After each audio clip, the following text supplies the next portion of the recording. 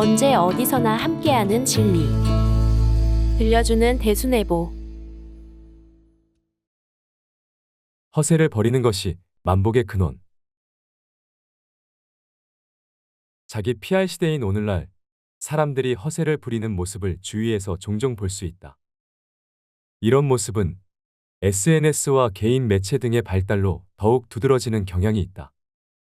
적절한 허세는 자신의 자존감을 높이고 대인관계에서는 서로를 즐겁게 만드는 긍정적인 요소로 작용하기도 한다. 그러나 과도한 허세는 자기 내면을 피폐하게 할 뿐만 아니라 남에게 피해를 주게 되는 등 부정적으로 작용할 때가 많다.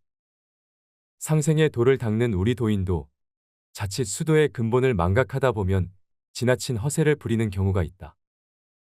이에 도전님께서는 무작위를 근본으로 하여 허세를 버리는 것이 만복의 근원이 된다.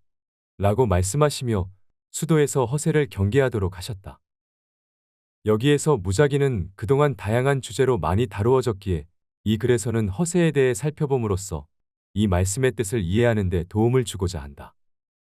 허세는 비다, 없다, 헛되다라는 뜻의 허자와 형세, 권세, 기세라는 뜻의 세자로 이루어진 한자어로 그 사전적 의미는 실속이 없이 겉으로만 드러나 보이는 기세 혹은 실속 없이 과장되게 부풀린 기세 등으로 나타나 있다.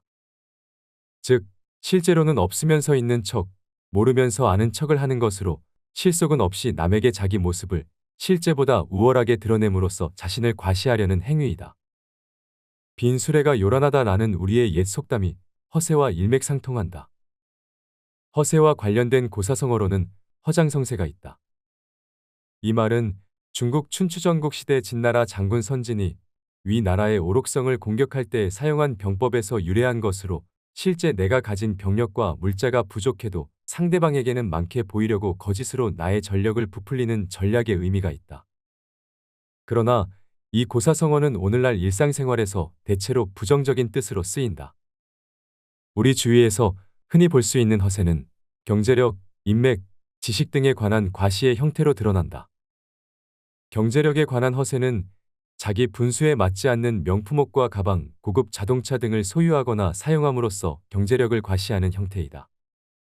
오늘날 물질만능주의의 팽배와 SNS의 발달로 흔히 볼 수 있는 허세의 모습이다. 인맥에 관한 허세는 주위 사람에게 자신이 알고 있는 유명 인사를 거론하며 그들과 마치 돈독한 사이인 것처럼 자랑하는 형태이다. 지식에 관한 허세는 자신이 잘 알지 못하는 분야를 마치 전문가처럼 잘 아는 척하는 형태이다. 그렇다면 사람들이 허세를 부리는 이유는 무엇일까? 일상에서 사람은 누구나 인정과 존중을 받으려는 욕구가 있기 때문이다. 사람에게 이러한 욕구가 있다고 주장한 인물로는 미국의 심리학자 에이브러햄 매슬로우가 있다. 그는 사람이 살아가는데 가지게 되는 욕구에는 생리적, 안전, 소속과 애정, 인정과 존중, 자아 실현의 욕구 5가지가 있다고 했다. 생리적 욕구는 음식, 물, 공기, 수면, 배설 등에 대한 욕구이고, 안전 욕구는 신체적, 정신적으로 안정감을 추구하려는 욕구이며, 소속과 애정의 욕구는 어떤 단체에 소속되어 소속감을 느끼고 주위 사람들에게 사랑받고 있음을 느끼고자 하는 욕구이다. 그리고 인정과 존중 욕구는 가족, 조직, 사회에서 자신의 가치를 인정받고자 하는 욕구이고, 자아 실현의 욕구는 자기의 잠재력을 달성하려는 욕구를 말한다. 여기서 인정과 존중의 욕구는 다시 2가지 종류로 나뉜다.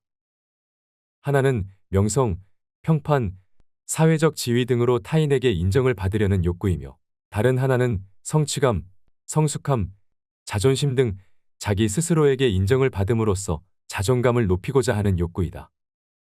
이처럼 누구에게나 인정을 받고자 하는 욕구가 있기에 만일 누군가 실력이나 실속이 부족하여 자신감이 없는 가운데 인정과 존중의 욕구를 채우려고 하면 허세를 부려서라도 타인에게 인정을 받으려고 하게 된다. 자존감이 낮아 자신의 가치를 나 자신보다 타인의 인정에서 찾으려는 성향이 강한 사람일수록 허세가 심할 수 있다. 이러한 허세에 대하여 도전님께서는 운수와 도통을 바라는 수도에서 버려야 할 것으로 말씀하셨다. 왜 허세를 버려야 하는 것일까? 이에 대한 해답은 도전님께서 말씀하신 진실은 만복의 근원이요 거짓은 모든 죄악의 근본이 된다. 라는 구절을 통해 이해해 볼 수 있다. 이 말씀은 곧 모든 복은 진실에서 모든 죄악은 거짓에서 비롯된다 라는 의미이다. 이를 서두에서 언급한 훈시를 통해 볼 때 우리가 버려야 할 허세의 속성은 진실하지 않고 거짓된 것이라는 점을 알 수 있다. 진실은 거짓이 없는 사실, 마음에 거짓이 없이 순수하고 바름, 참되고 변하지 않는 영원한 진리 등의 사전적 의미가 있다. 그리고 도전님께서는 진실하고 정직한 인간 본연의 마음이 양심이라고 했으므로 진실은 양심에서 나오는 것이다. 반면에 허세는 남에게 자신을 과시하고 싶은 욕심에서 실제 나의 모습보다 과장되게 겉으로 드러내는 언행이므로 반드시 거짓된 말과 행동이 수반될 수밖에 없다. 이런 거짓된 언행은 하면 할수록 늘고 갈수록 그 범위와 대상도 커지는 경향이 있다. 허세의 정도가 심해지면 자신의 현실을 부정하고 허구의 세계를 진실이라 믿고 거짓된 말과 행동을 상습적으로 하는 반사회적 인격장애인 리플리 증후군으로 이어질 수도 있다. 이러한 거짓은 도통의 길을 가로막는 장애로 작용한다. 이와 관련하여 도전님께서는 거짓을 행하게 되면 잘못된 일이 생기게 되고 이것이 척이 되어 나타나게 되며 이 척이 자신의 앞길을 막게 되는 것입니다. 라고 말씀하셨다. 또한 거짓은 기만이니 기만으로 마음이 공허하면 말부터 실이 없어 이상을 구별하지 못하고 행동 또한 바르지 못하여져 일마다 허구성에 사로잡히다가 마침내는 위선자가 되어 허세로 일을 그르쳐 망치게 되니 라는 말씀도 하셨다. 거짓은 남에게 피해를 주어 척을 만들고 그 척은 나의 수도 과정에 장애를 생기게 한다. 그리고 자신의 마음을 공허하게 하여 사실에도 없는 일을 사실처럼 꾸며 만들려는 거짓된 허구심에 빠지게 함으로써 위선자가 되게 하여 허세로 일을 그르치게 한다. 이로 볼 때 거짓은 우리의 수도 과정에서 척을 지어 운수와 도통을 받는 데 장애가 되기에 도전님께서 거짓된 속성을 지닌 허세의 언행을 버리라고 말씀하셨을 것이다. 따라서 허세를 버리는 것이 진실에 다가가 만복을 받는 길이 된다고 할 수 있다. 그렇다면 진실이 만복의 근원이 되는 이유는 무엇일까? 상제님께서 말씀하신 만복은 수도 과정에서 받는 복과 나아가 수도의 목적인 운수와 도통의 복을 모두 포함하는 의미로 볼 수 있다. 그리고 이러한 복을 내려주시는 분은 천지인 3계의 주제자이신 상제님이시다.